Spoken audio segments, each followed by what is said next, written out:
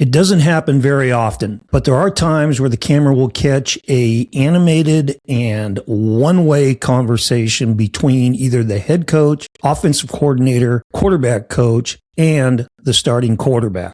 In today's video, I'm going to tell you why those situations take place and what it is exactly that sets coaches off with their quarterbacks. This is QB Unfiltered, my take. You are going to get me fired. I don't ever slow up, no I don't take shit. I got no love for the fakeness. If you wanna play tough and wanna hate this, I'll always show up and make a statement. All right, this is what set up this whole video in the first place. You know, the drama recently with the Denver Broncos head coach Sean Payton and quarterback Bo Nix. And I'm going to do a video down the road where we talk about that specific drama and some of the absolutely brain dead takes that the YouTube gurus are throwing around. But there were a lot of videos where they went back and pulled this one clip from last year where Nix and Peyton were in a very heated conversation on the sideline, with the narrative being, you know, this is the era of players pushing back against their coaches. So that video is coming down the pike, but that whole situation just set this video up. And so here we go. In my opinion, there are three things that a starting quarterback will do that is absolutely detrimental to the offense, to the team's offensive success. And those three things are as follows. Number one, making bad decisions. And making bad decisions is usually a result of three subtopics, okay? Not being coached properly. That happens all over the place. As we've said before on this channel, the quarterback position is the least coached position of anyone on the field. Okay, second reason why bad decisions are made by the quarterback. Dude's just not capable of making consistently good decisions. And then the third one is being a selfish quarterback and or uncoachable. There's a whole lot of QBs out there that just have a better way of doing things. Okay, I've stated on this channel a lot of times that the number one skill that every quarterback must have is he's got to be a great decision maker. There is way too much attention put on a QB's arm talent or with the dual QBs, you know, being able to hurt defenses with their arm and their legs. But the bottom line is this: if he's not a great decision maker when the ball's snapped, it doesn't matter about his physical skill. This is the downfall of a lot of quarterbacks from the high school level through college and into the NFL. And with selfish and uncoachable quarterbacks, there's a bunch of different layers involved in that. And by the way, I just want to say that the way that I handled quarterbacks that were selfish and uncoachable was very, very simple. Those guys didn't play. Okay. Once I determined that my starting quarterback was indeed going to be that guy and he wasn't going to change and I couldn't coach him out of it, then he became my number 2 or number 3 quarterback and I bumped the next guy up to be the starter. That has to happen, and that doesn't happen a lot of times, and that's why you consistently see some offenses going up and down, up and down, up and down, inconsistent, and it's because they got the wrong dude taking snaps. Okay, and when you see a coach on the sideline that's going off on his QB, a lot of times it tells you what the severity of the QB's actions are. There are different levels to that. So in this video, I'm going to give you those different scenarios and examples of what causes coaches to go off on their QBs. And I got to say that every one of these things I talk about, I have gone through myself personally. Okay. In coaching quarterbacks for 36 years, mainly at the college level, every one of these scenarios that I'm going to put out in today's video, I've gone through. Now, as I said, a lot of these can be rectified and remedied by pulling the dude and putting another guy into play. But I'm speaking from experience on these issues. As always, like and share out this video. Subscribe to the channel, QB Unfiltered. I really appreciate the support. Okay, so here we go. This is the list of QB actions that cause coaches to lose it on the sideline. Now, I'm going to start with the very least, and these are all my opinion on what the most common issues are that coaches have with their quarterbacks. I'm going to start with the least irritating, in my opinion, for coaches and work up to the end. And then I'm going to finish it with 2 at the end that are bona fide, guaranteed things that QBs do that absolutely cause an implosion and explosion with the coach. Okay, first one, missing wide open receivers. Okay, misfiring with throws. You see it all the time. You've got a receiver who is wide ass open and the QB airmails it, 10 yards over the dude's head, or he throws it way behind him, or he one hops it into the ground. That has a tendency to irritate coaches. Now, this is a common deal, right? And every time that a quarterback misses a guy that's wide open, invariably you're going to have the camera guy and the producer in the truck going, get the coach's reaction. And they'll shoot the camera to the coach and he's doing one of these, shaking his head going, ah, shit. That's at the low end of the set off for coaches.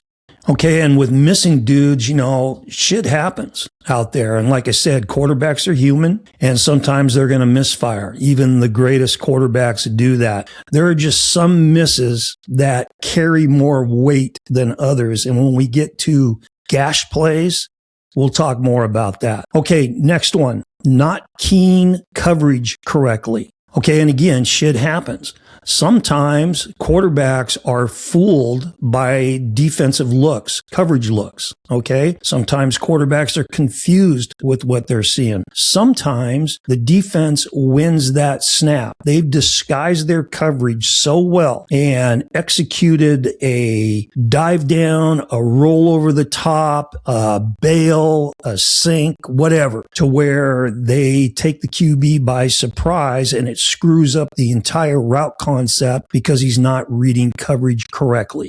Now, this doesn't happen a whole lot, and well-coached QBs, it really doesn't happen a whole lot, but it does happen. And when quarterbacks don't key coverage correctly, that leads to low completion percentage. It leads to what looks like forced throws into coverage. It also leads to a lot of punts. All right, number 3. Predetermining receivers. This one used to really irritate my ass. Predetermining receivers. In other words, you're getting a zone coverage look, and instead of reading the defender that you're supposed to read based on the coverage that they're playing, so that you for sure are throwing to the open receiver, you've already made your mind up before the ball snap that you're going to this one receiver, let's say running the dig route, and you're throwing it to him no matter what. Okay, that's flipping a coin. That's 50-50. That's guessing. Predetermining receivers is starting to get into the coach's red face territory. Okay, we're starting to amp it up a little bit here. When you predetermine receivers from the QB position, that absolutely destroys your passing game. Okay, you see quarterbacks that are throwing completion percentage in the upper 40s, mid 40s to upper 40s to low to mid 50s. Either they're missing guys on a regular basis with accuracy, or they're predetermining receivers and they're guessing on where to throw the ball. And either way, when you look at quarterbacks who are executing at a high level, they should be completing 70 to 75% of their attempts. Okay, again, without getting too scientific about it, when you're facing zone coverage, it's a if-then scenario. If the defender does this, then the quarterback does this. But if the defender does that, then the quarterback does that. So whichever way the defender goes, whichever decision he makes, he's always wrong. The QB in the offense is always right. Well, that scenario only plays out if your quarterback is keying coverage and not predetermining where he's going with the ball. All right, number 4, not playing catch. In other words, not throwing the easy ball, right? The short route.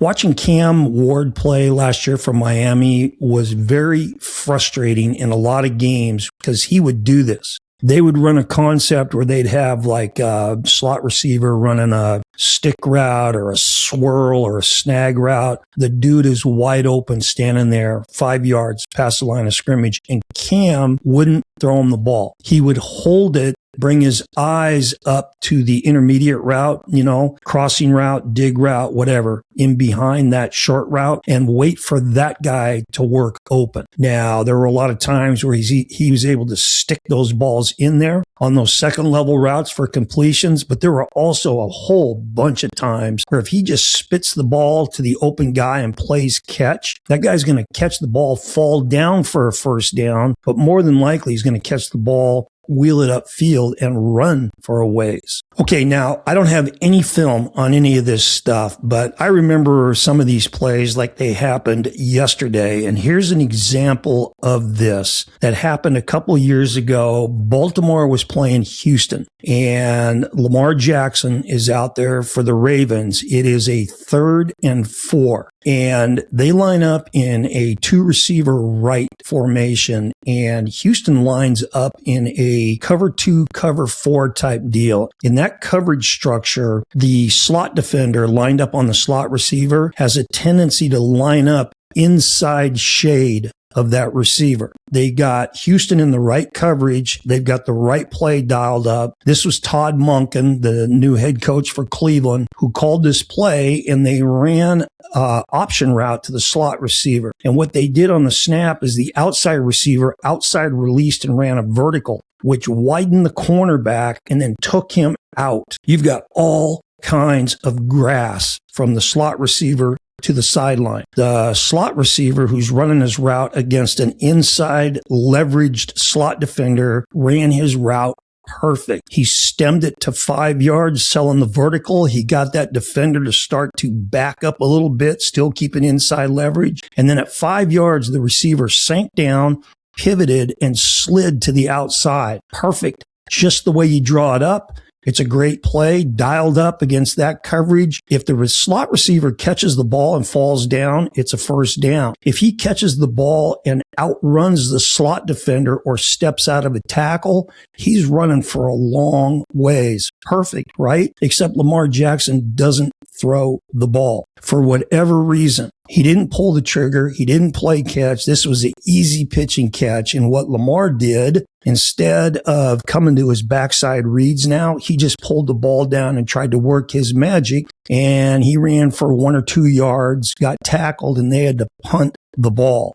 That has a tendency to really piss off the offensive coordinator and the quarterback coach. Okay, number 5, forcing throws into coverage. This is real close to predetermining receivers. This is also bad decision making by QBs, and it also could be selfish and do it my way type behavior. I don't know, but when you're forcing the ball into coverage, obviously your completion percentage takes a huge hit. A lot of times when you're doing that, it ends up in a turnover, a pick, right? And it's just a situation where the quarterback, instead of going to the receiver or receivers that he should have been going to based on his reads and how the coverage is reacting to the route concept, he tries to stick the ball in further downfield. And that's the other thing. A lot of times when you see QBs force balls into coverage, they're trying to stick it in downfield.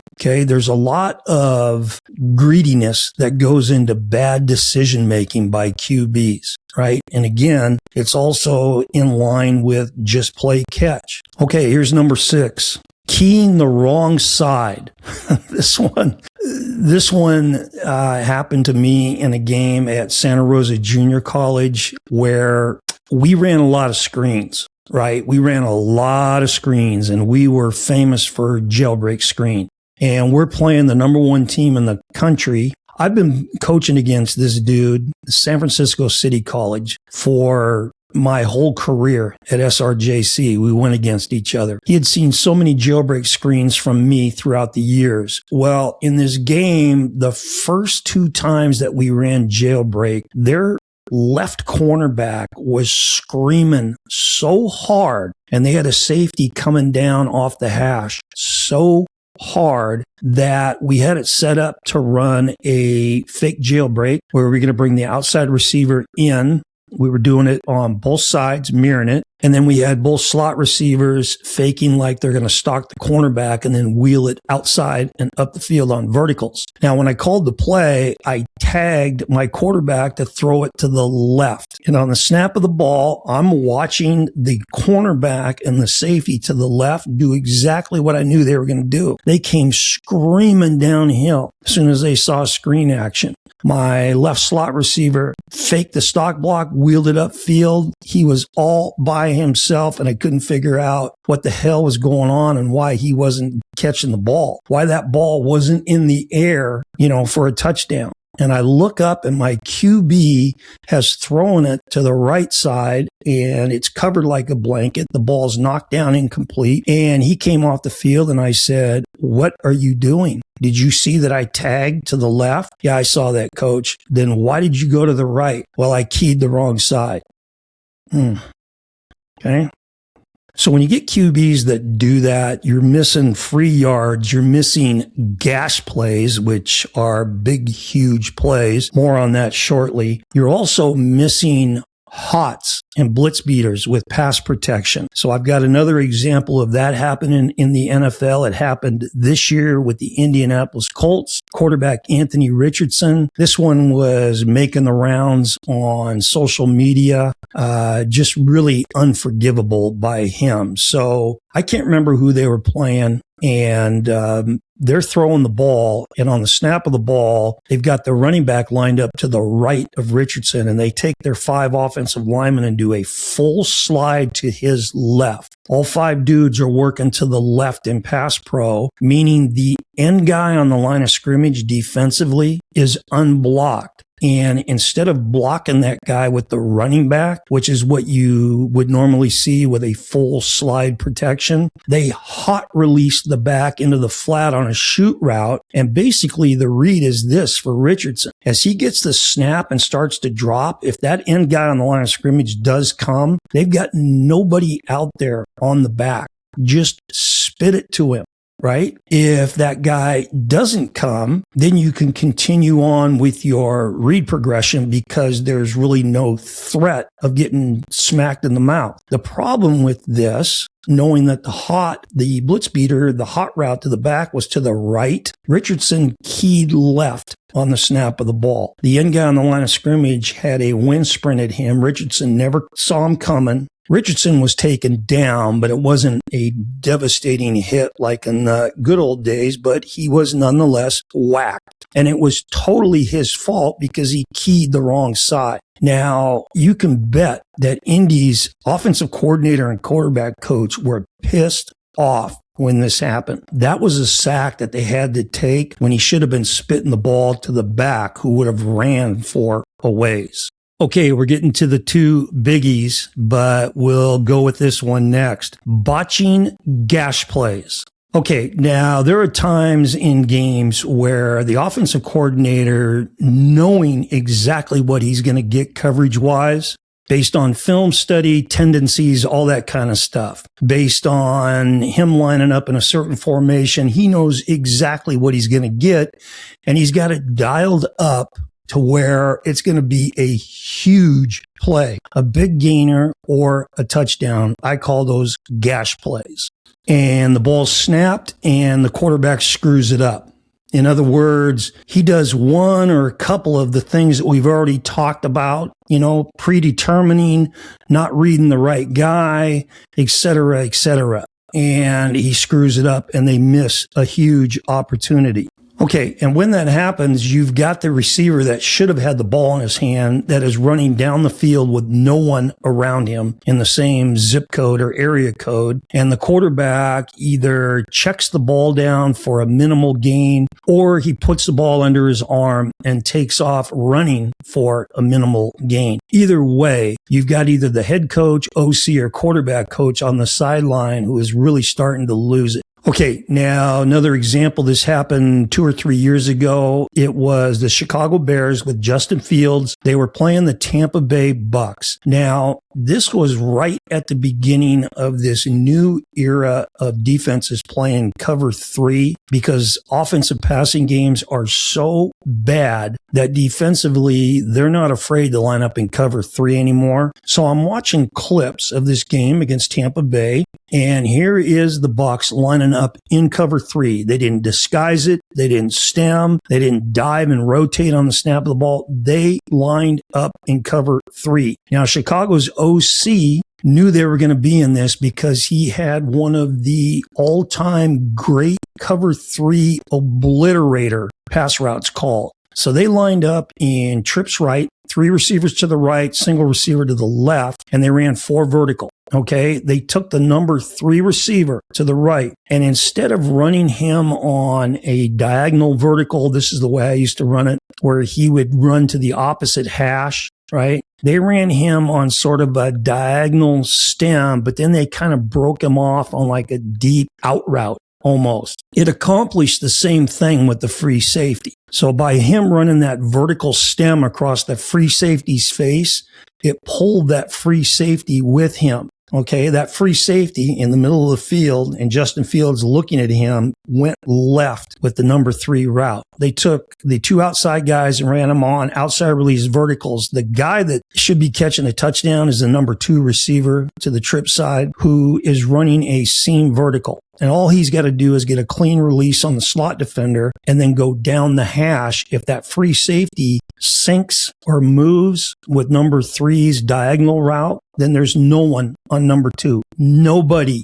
Chicago had the perfect play dialed up. Tampa Bay lined up in cover 3 and said, yeah, go ahead and beat us. We don't think you can. And they couldn't. So on the snap of the ball, the free safety did drift with number 3's route. Number 2 was running all by himself down the seam. And Justin Fields, predetermined, right, before the ball snapped, is going to jam the ball into that diagonal vertical deep out route to number 3. Come hell or high water, he's going to throw that. He double clutched. The thing wasn't there. Number 2's running all by himself.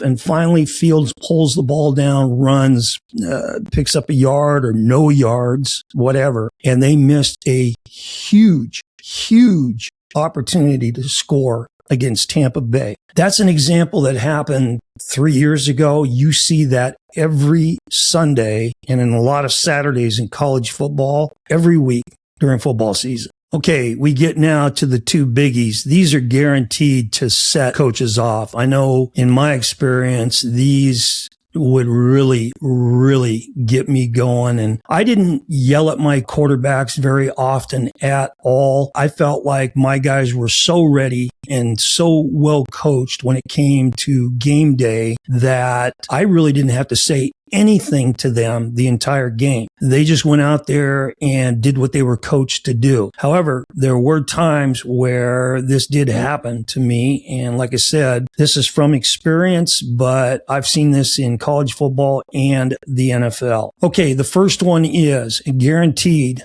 to set your coach off doing your own thing as a quarterback and or ignoring the coach's instructions. The kiss of death. Quarterbacks that do this are known as coach killers. That's what I call them. Those are the guys that get coaches fired. And as a coach, if you continue to play a quarterback who does it his way, does his own thing, or refuses to listen, then you really deserve everything that's coming your way. Okay, here's another example. This one happened to me. This was my last year of coaching, and it was up in Northern California. Second game of the season, my quarterback was right on the fence as far as me having it about up to here with his attitude, decision-making, everything. Okay, so here we go. We're in the first half of the second game of the season.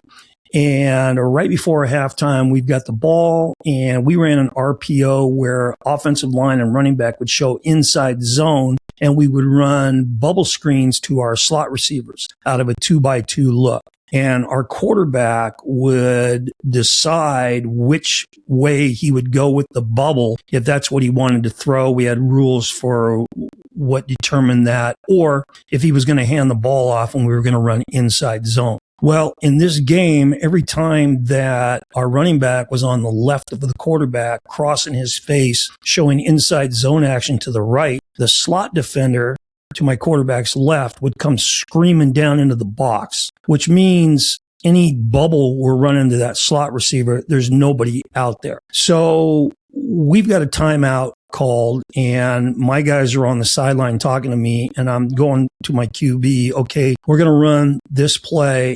I'm telling you to throw the ball to the left slot guy, okay? That slot defender is going to come screaming in on the snap of the ball. Let's make sure that our running back is lined up on your left side, showing inside zone, crossing your face to the right. I want you to stand up and throw the bubble screen to your left. Do you understand the words coming out of my mouth? Yes, coach. Okay, the ball was on the left hash. So we're throwing that bubble screen into the short side of the field, but that doesn't matter. There's not anybody there, right? So on the snap of the ball, my QB stands up and throws the bubble screen to the right, to the wide side of the field. At which point in time, I yelled for my number 2 quarterback. This was right before halftime. Told him he was in. My ex-starter came dejectedly jogging off the field, and I go, explain to me why, after our conversation, you just threw the ball to the right instead of the left. And his response to me was, Coach, it was to the wide side of the field, and I just thought it was better for us. And I said, well done. You're done. And so at halftime, we're walking to the locker room, and my receiver coach comes up to me and he goes, Coach, you're putting homeboy back in the second half. I go, no, he's done. He's done playing quarterback for me. What? Are you kidding me? Are you serious? You're really going to do that? Yeah, I'm really going to do that. Coach, our number 2 guy, you mean our starter now? Yeah, he's not as good as this guy. I go, hey, coach, how good is the former starter if he's not going to do what he's coached to do? Well, he had no response for that, but he was still stunned that I was going to bench his ass, which I did. That caused a major uproar with mommy and daddy. And, but that's an example of a quarterback who just ignored the coaching instructions and did his own thing. All right, that leads me to number 1 on the list. This one will set any coach off like that. And it is trying to bullshit the coach. I did a Seahawks podcast 2 years ago. A guy up in Seattle had me on, and we were talking about Geno Smith, who was the quarterback for the Seahawks at the time, and talking about his aversion to not throwing the ball to dudes that were running wide open. And he talked about this one particular route. It kind of reminds me of the Justin Fields thing, where they were running a seam vertical against zone coverage, and the slot defender just let the slot receiver run free, and Geno doesn't throw him the ball. He goes somewhere else with it. It doesn't matter what quarterback is taking snaps. Every time that there is a route called, the OC and the quarterback coach obviously know the route concept, and they're going through their PSL just like the quarterback is, right?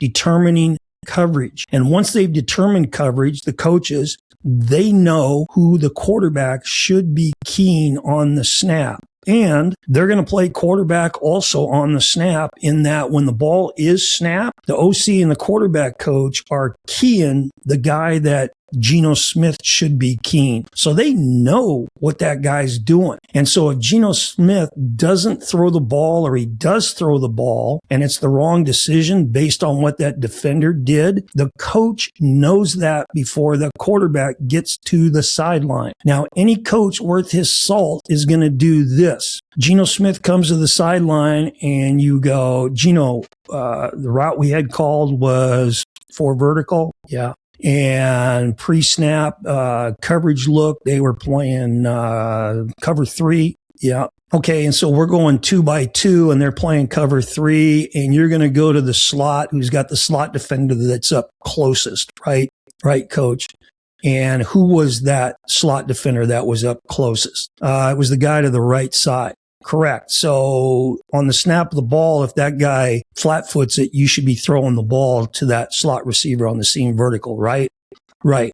What'd the slot defender do? That's the key question. Now, he's either going to tell you what he saw him do, or he's going to try to bullshit because he doesn't know what he did because he wasn't keying him. Okay? The quarterbacks that have the balls to try to bullshit the coach when they know damn well that the coach knows who he should have gone to, that one is a automatic blow your top scenario for any coach with a quarterback. If you've got a quarterback that's trying to bullshit you on the field, make excuses and cover his ass, wow, you got to get a different quarterback. That's one of the big problems with coaching in the NFL. With all the money that's invested in these draft picks, these QBs and all that, man, it is not as easy to bench a guy that's doing that kind of stuff. But that doesn't keep a coach from expressing himself in the quarterback's face when some of this stuff goes down on the sideline. Most of the scenarios that I painted for you today are things that are calmly discussed on the sideline and then reiterated in the locker room and in position meetings the following day. But some of them are just so egregious and so bullshit and so detrimental to the offense that